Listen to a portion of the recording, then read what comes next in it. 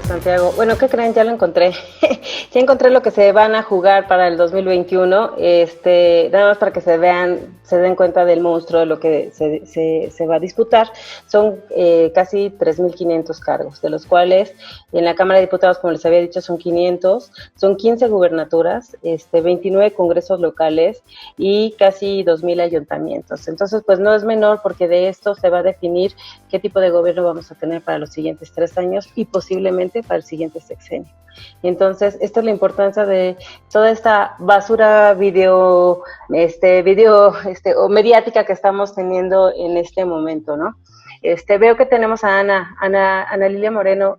¿Nos platicarías un poquito de cómo ves tu opinión sobre el tema ahorita que estamos viviendo de la coyuntura política, energética, electoral, y todos estos videoescándalos que estamos viviendo? Pues yo creo que la coyuntura, como bien planteas, es crucial leerla desde el ángulo político,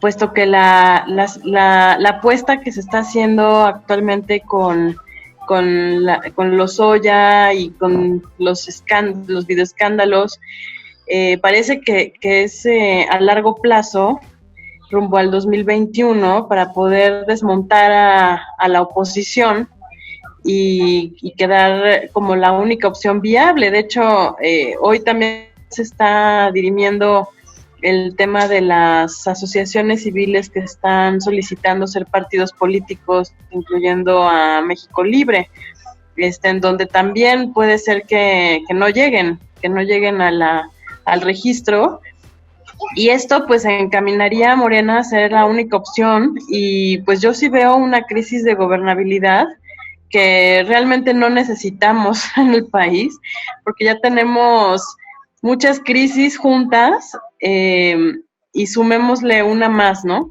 Por otro lado, también tenemos el tema federalismo, que no está pues amarrando de una manera funcional. Y sí se ven pues ya los regionalismos fuertes.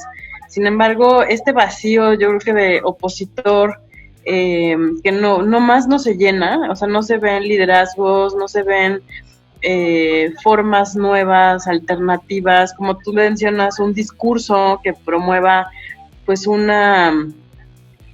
planteamiento alternativo claro. Tampoco se ve, ¿no?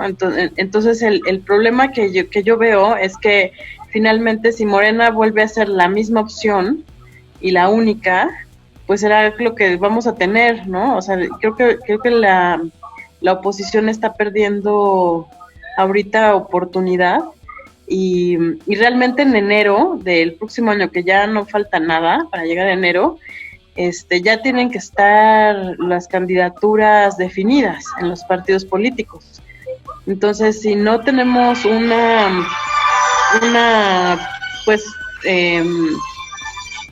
una visión más clara de por dónde va a ir la estrategia opositora, pues es muy posible que Morena quede con la mayoría que no queremos que quede, ¿no? Los que no estamos de acuerdo en su forma de gobierno. Sin embargo, tampoco es que se vea mucha alternativa, yo sí lo veo. Y en el plano energético, pues sí se ve como más claramente un condicionamiento con los sindicatos, sobre todo ahora con Bartlett y el favor que les hizo a los sindicalizados con el cambio en el contrato para las pensiones, en la reducción de nuevo de la edad. Pues se ve claramente que ahí está la clientela política, ¿sí? Y que el amarre puede ser ideológico, pero sobre todo es pues el interés de un grupo con intereses privados, que es el sindicato, presionando para que pues el avance tecnológico del sector energético eléctrico no se dé, ¿no? Entonces ahí, por ejemplo, se ve claramente por dónde va el interés clientelar y el interés también pues del voto para 2021. Sí, no, Ana, definitivamente tocaste 3 puntos súper relevantes. Uno es la parte de Bartlett, que lo que podemos platicar es que, para que algunos recuerden, desde antes del Plan Nacional de Desarrollo, bueno, y en el Plan Nacional de Desarrollo, se escribió, está escrito el apoyo a las hidroeléctricas. Y ahí a lo mejor Víctor, si anda por aquí, no sé si anda, creo que ya se fue, nos podría platicar también sobre ese tema, porque justamente el apoyo, o sea, si bien el presidente tiene sí un fundamento ideológico, porque él vivió en el esplendor de lo que fue Petróleos Mexicanos, ¿no? También es cierto que el fortalecimiento de estas dos instituciones, tanto CFE como Petróleos Mexicanos, tiene que ver mucho con la base clientelar, significa sindicato y sus familias. Entonces, cuando se hace el Plan Nacional de Desarrollo, uno de las vertientes, además de fortalecer, de incrementar la producción petrolera y de fortalecer a estas dos instituciones, se habló también, o lo tiene marcado, una inversión muy importante en hidroeléctricas, porque cuando fue la reforma energética, y a lo mejor Eric también te lo sabrás, uno de los más afectados fueron justamente los sindicatos que estaban trabajando en las hidroeléctricas. Entonces él se dio cuenta de esto y entonces fue cuando empezó a generar este apoyo. Y ahorita, ante la reducción, o sea, les han reducido, bueno, han hecho muchísimo desempleo, han corrido muchísima gente en la Administración Pública Federal, les han reducido sueldos, les piden dinero para apoyar al gobierno, etcétera, y de repente pues dan este tipo de incentivos para el sindicato, ¿no? En donde no solamente se les baja la edad, sino además, como bien dice Ana, pues viene esta parte de darles más dinero. Ojo, voy a leer algo que dicen aquí. Ojo, el vacío opositor no se llena porque, como dice el refrán, el miedo no anda en burro. De acuerdo, trajeron a Lozoya con una carpeta también armada que el tipo se allanó al procedimiento, pero llegando a la FGR pidió 6 meses más. ¿Por qué? Porque para entonces todos los partidos ya tendrán que haber registrado a sus candidatos. ¿Cuánto apuestan a que más de uno de esos candidatos apenas se registra? Aparece mágicamente en nuevas denuncias y dichos de Lozoya. Por supuesto, es que es un tema bien importante también. ¿Por qué hoy? O sea, si yo como estratega política, yo estaría más cerca de la elección para haber sacado los videos de Lozoya, porque influenciarías más me parece que tomaron demasiado tiempo para sacar estos videos políticos de Lozoya. Pero sin embargo también hay que estar conscientes que el PAN, el PRD, el PRI, todos tienen cola que le pisen. Y por supuesto ha habido un acuerdo con el PRI por el cual a Peña pues sí lo señalan, pero ni siquiera lo enjuician, ¿no? Entonces digo, eso queda clarísimo de por qué existe un vacío opositor. Sin embargo, en las encuestas lo que se dice que el partido, e incluso Felipe Calderón, que ahorita, como dice Ana, como Asociación Nacional, ahorita está presentando una problemática también de que supuestamente también hay recursos que no están claros, que les llegó a su asociación en este momento y posiblemente pierdan el registro. Pero el principal opositor, el que podría llenar más espacios, vendría siendo, sí, un poco el PAN, pero sobre todo Felipe Calderón. Es por eso que también está golpeando tan duro a esta parte. Entonces, bueno, nada más me quiero regresar a la parte, si conoces el tema, Eric, de la parte de las hidroeléctricas, de lo que pasó con la reforma energética, para que lo abordemos un poquito. Salir un poquito, porque definitivamente no es mi materia el análisis político, pero entender que incluso diría, no se trata solo de México. El problema o la alerta que representa el gran crecimiento, y voy a citar a mi colega Elie Villeda, que lo ha dicho reiterativamente en su cuenta de Twitter, imparable. Hay que entenderlo, el crecimiento imparable y la penetración imparable de las renovables en la industria energética tiene que ver o causa este conflicto con todos los gobiernos, y voy a citar incluso Estados Unidos, que ha tenido conflictos serios alrededor de esto en California, que es donde más crecimiento ha tenido, y es porque representa algo que retira el control no solamente a los gobiernos, a eso por completo, pero incluso a las compañías, porque en el modelo de prosumidores, es decir, que cada quien produce no solamente para tener oportunidad, además de vender este excedente, no hay manera de que pueda ser utilizada la electricidad como un medio de control. O sea, no podemos ni cortar ni dar electricidad porque viene del sol, ¿no? O viene del aire. O sea, no es algo que podamos, no voy a decir regular porque es enteramente regulable desde el marco jurídico. Por acá Daniel o Santiago me van a jalar las orejas, no voy a utilizar la palabra regular, pero no es algo que se pueda controlar desde el punto de vista estricto de la generación. Y además hay que entender, y seguramente David me podrá complementar un poco, pero hay que entenderlo, esto es el futuro y es imparable e impostergable. Y la industria eléctrica hacia donde se está moviendo es ya no a grandes plantas de generación, ya no a enormes proyectos de tetramil megawatts, eso ya no existe, es cosa del pasado. Los microgrids y la generación in situ, así como el autoconsumo o autoabasto, es ya no el futuro, es más, me corrijo, es el presente y es inamovible. Y de hecho hoy lo platicaba, último comentario, David, hoy hacía referencia porque ayer lo comentaba con un medio y les decía, todavía hace 5 años podríamos hablar de una baja penetración de las renovables, de falta de desarrollo tecnológico, y aunque mis colegas más pro renovables les brinquen, decía hace 5 años es algo que podríamos decir. Hace un año o hace meses antes de la pandemia podríamos decir que era un tema de incentivos negativos, que si bajaban de costo los hidrocarburos y la generación por fósiles, se retiraban incentivos para poder, en este caso, seguir generando con hidrocarburos. Después de la crisis económica que acarreó el coronavirus o la enfermedad por el coronavirus, hay que entender que ese paradigma ha cambiado por completo. Un nuevo proyecto basado de generación, basado en energías fósiles en cualquier parte del mundo. Ustedes digan, desde China con sus altísimas importaciones hasta Rusia y sus grandes cantidades de gas natural contra los renovables en cualquier parte del mundo, pierde por rentabilidad. Hoy simplemente ya no es suficiente y vamos a ser reiterativos para la generación eléctrica, ya sea de alta demanda o más aún de baja demanda residencial. Aquí mismo está gran maestro y mentor para mí mismo, Gaspar Franco, que nos acompaña seguido, y ustedes, de mí va a ser el último que digan que el petróleo se va a dejar de usar, pero hay que entender que los usos y la explotación será distinta. Tenemos que dejar de verlo como un energético para el tema de la de la generación eléctrica. Adelante, David.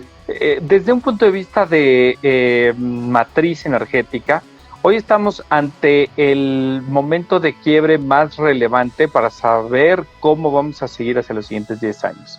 Coincido plenamente contigo, Eric. Hace 5 años todavía no existía suficiente competencia de parte de las energías limpias y se volvía indispensable que se incorporaran otros elementos, y yo creo que perfectamente válidos, a la ecuación.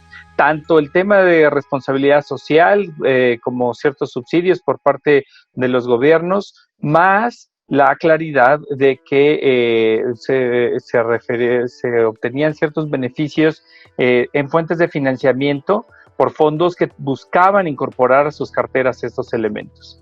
Pero hoy por hoy la capacidad de competir de los proyectos limpios es fundamental. Y todo esto se vuelve relevante por el tema que mencionaba Abril inicialmente.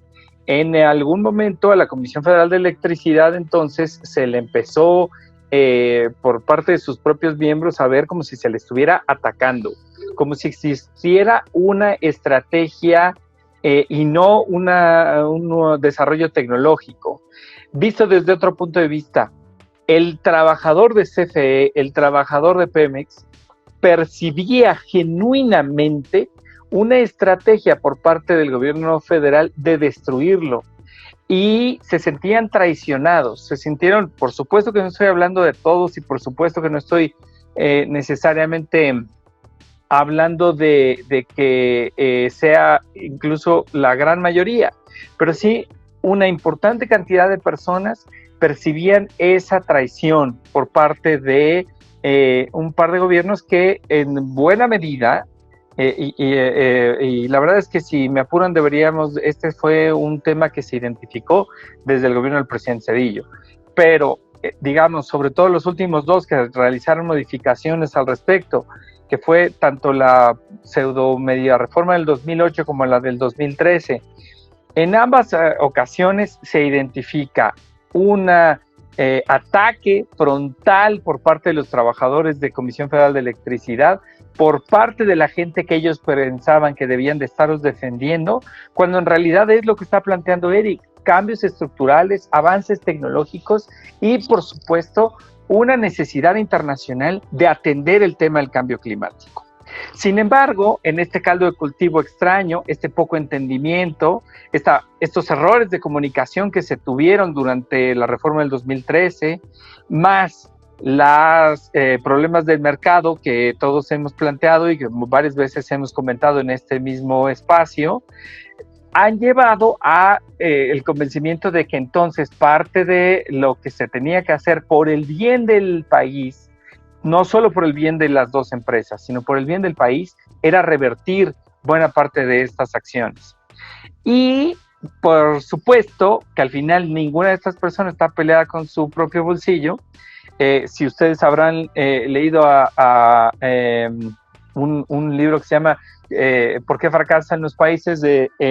Aquí lo tenía, Daron Acemoglu, menciona cómo pues parece absurdo que tengamos a países buscando tener instituciones extractivas y no instituciones que beneficien a los países, pero es que en el corto plazo y para la clientela política, pues les conviene más lo contrario. Entonces, a ambos sindicatos, tanto al de Pemex como al de CFE, pero para este ejemplo estamos hablando del CFE, les conviene revertir estas estrategias. Y entonces, pues si bien todavía no terminan de cambiar o echar para atrás la reforma, aunque de facto haya muchas cosas, como también nos mencionaron en este espacio, sí se ha hecho, en términos prácticos, pues había que empezar ¿por dónde? Pues por los bolsillos o por la realidad. Y entonces ocurre lo que nos menciona JLP también en el chat, que es pues que se recupera algunos de los beneficios que ya tenían. En particular ahorita el regresar a una etapa o una edad de retiro o unos años de retiro nuevamente más bajo.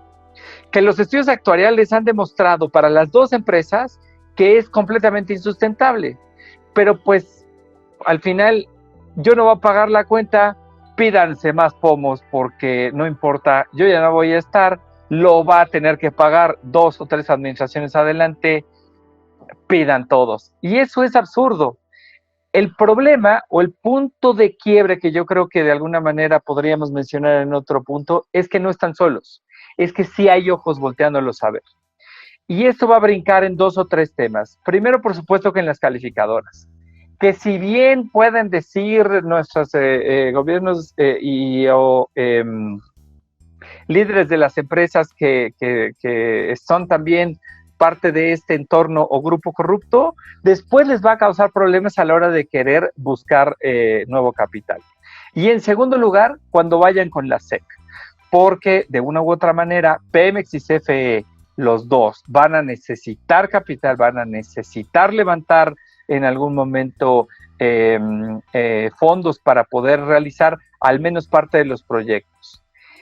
Yo no sé si vaya a alcanzar, porque faltan muchos meses de aquí a las siguientes elecciones intermedias, pero de que ha habido un golpe, tanto a nivel energético como a nivel mediático con los videos que hemos visto ayer, que se detonan por el sector energético por el tema de los soya, y eso nos tiene en el centro.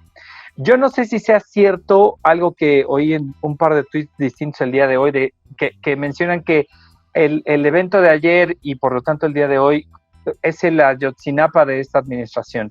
Me parece que tampoco necesariamente deberíamos de compararlo, porque Ayotzinapa tiene un impacto humano mucho más grande, pero en términos estrictamente políticos, sin duda es un golpe fuerte. Y el que hoy haya estas comparaciones con Leona Vicario ya me parece el colmo del cinismo. Sin embargo, sí es cierto que puede ser cierto que el impacto sea bajo, y eso puede ser lamentable, pero poco a poco habrá que ir viendo cuál es el verdadero impacto. Lo financiero sin duda va a ser un tema y yo por ahí me iría. Perdón, me gustaría nada más sumar algo un poquito para de nuevo encauzar la conversación a lo que decíamos y a los temas políticos que viene Abril, hoy nuestra invitada estelar toca, y era un poquito contextualizar lo que hablaba de las renovables.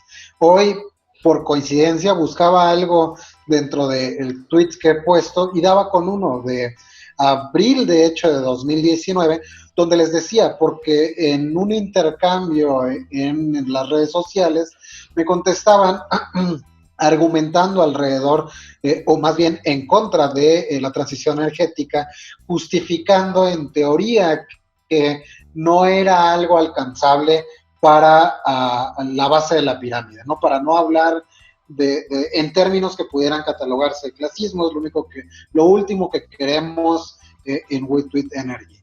Y les ponía un poquito de contexto en la realidad.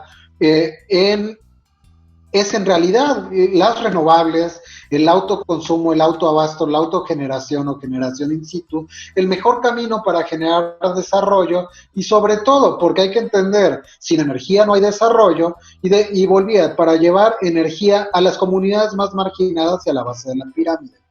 En 2015, entre apoyo de la ONU, UNICEF y el World Economic Forum, se creó un programa que dura 10 años, a través del cual se llevaban paneles eléctricos a Mali y se logró emplear 12.600 personas en la instalación, después alrededor de otras más, es decir, alrededor de 6.000 personas más, sumando alrededor de casi 20.000 personas para labores de mantenimiento y el resto de las labores alrededor de eso.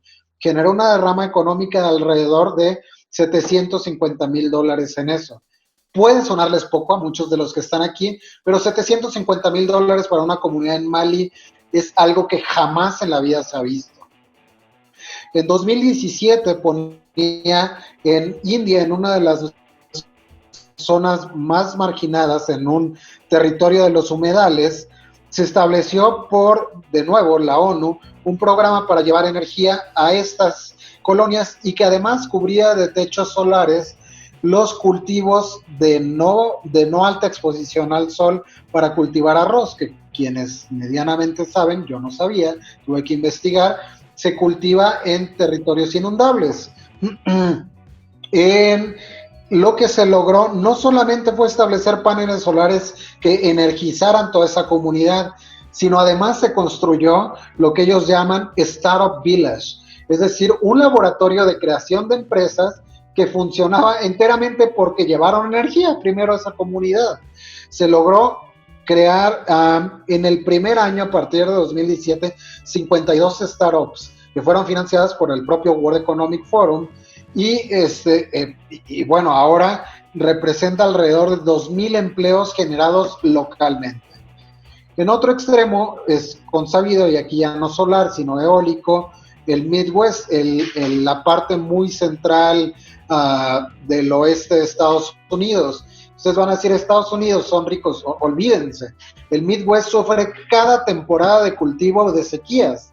Y ellos antiguamente, y esto ha sido ya aparte de los cambios que el clima ha tenido en la tierra, antes tenían cultivos bastante estándar y ahora han sufrido porque tienen periodos extendidos de sequía.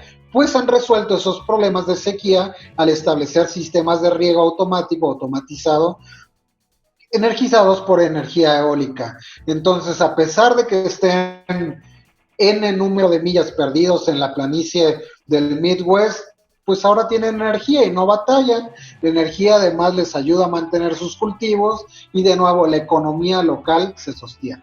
Y así ejemplos ustedes investigan, va a haber muchísimos. Entonces hay que entender que justamente este avance tecnológico viene a derribar barreras de desigualdad, de falta de desarrollo económico y finalmente de clase.